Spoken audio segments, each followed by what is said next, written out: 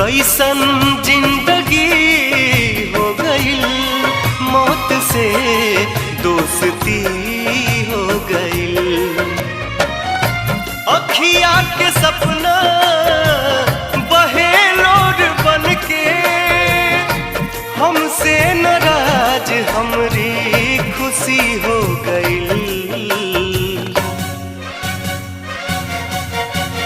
कैसन जिंदगी हो गई, मौत से दोस्ती हो गई।